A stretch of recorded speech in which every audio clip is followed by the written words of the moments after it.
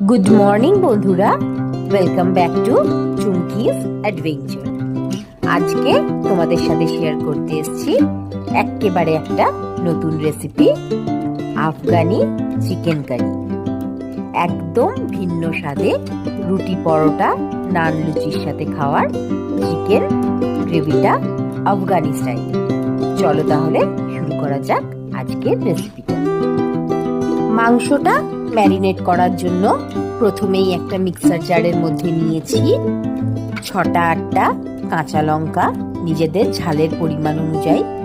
তারপর নিয়েছি 3টে মিডিয়াম সাইজের পেঁয়াজ, নিয়েছি এর মধ্যে আদা, রসুন, বেশ অনেকটা পরিমাণ ধনেপাতা আর পুদিনা।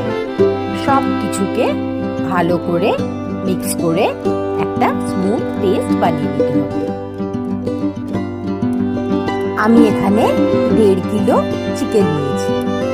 প্রথমে চিকেনটাকে ফার্স্ট ম্যারিনেশন করব লেবুর রস আর নুন দিয়ে। লেবুর রস আর নুন মাখিয়ে চিকেনটাকে রেখে দিতে হবে 1 ঘন্টা। এবার 1 ঘন্টা পর মাংসটার সেকেন্ড ম্যারিনেশন করব।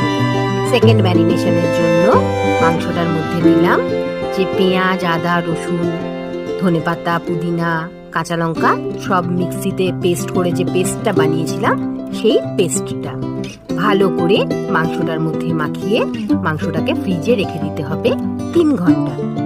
3 ঘন্টা হয়ে গেছে। এবার মাংসটা ফ্রিজ থেকে বার করে করব এটা থার্ড ম্যারিনেশন। থার্ড ম্যারিনেশনের জন্য এখানে আমি দিয়েছি বড় চামচে 4 চামচ টক দই। দইটাকে ফেটিয়ে রেখেছিলাম। তারপর এর মধ্যে দিলাম 1/2 কাপ ফ্রেশ ক্রিম, আর লাস্টে এর মধ্যে দিলাম 10টা কাজুর পেস্ট, আর সঙ্গে দিলাম বড় চামচের 1 চামচ ধনে জিরে গুঁড়ো, 1 চামচ গরম মশলা গুঁড়ো আর কসুরি মেথি। সব কিছুকে ভালোভাবে হাত দিয়ে মাংসর গায়ে এপিট ওপিট করে লাগিয়ে দিতে হবে। এই ম্যারিনেশনটাকে রাখতে হবে আধা ঘন্টা। আধা ঘন্টা পর ম্যারিনেশন থেকে মাংসগুলোকে একেবারে ঝেড়ে ঝেড়ে তুলে নিতে হবে। যত কম মাংসর সাথে ম্যারিনেশন যায় ততই ভালো। এবার একটা প্যানের মধ্যে নিলাম তেল আর 1 চামচ বাটার। দুটোকে ভালো করে মিক্স করে বাটারটাকে ভালো করে মেল্ট করে নিতে হবে। বাটারটা ভালোভাবে মেল্ট হয়ে গেছে। এবার এর মধ্যে চিকেনের পিসগুলোকে একে একে সাজিয়ে দিলাম।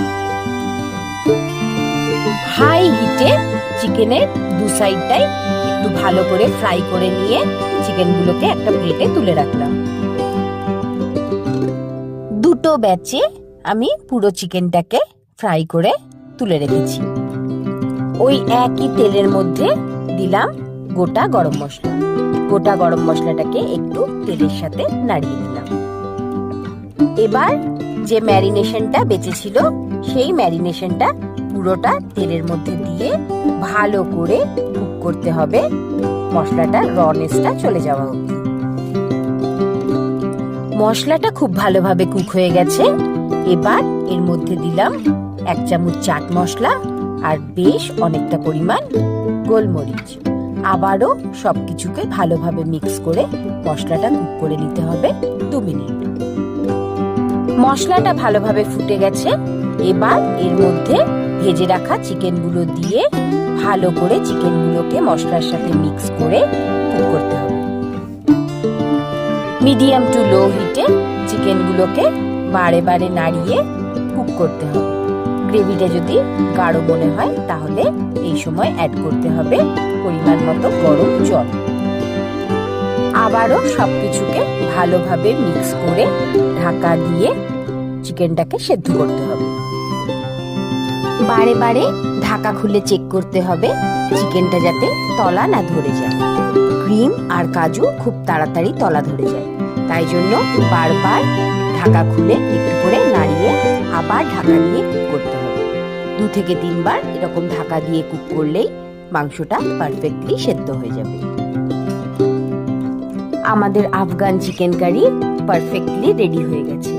চিকেনটাও ভীষণ সুন্দরভাবে সেদ্ধ হয়ে গেছে। গ্রেভির কালারটাও একদম চেঞ্জ হয়ে গেছে। রুটি, পরোটা, নান, লুচির সাথে শীতকালে দুর্দান্ত যাবে এই আফগানি চিকেন কারিটা।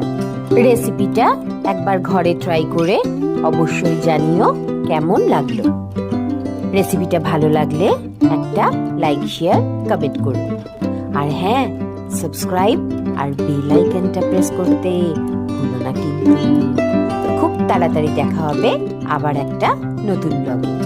টাটা।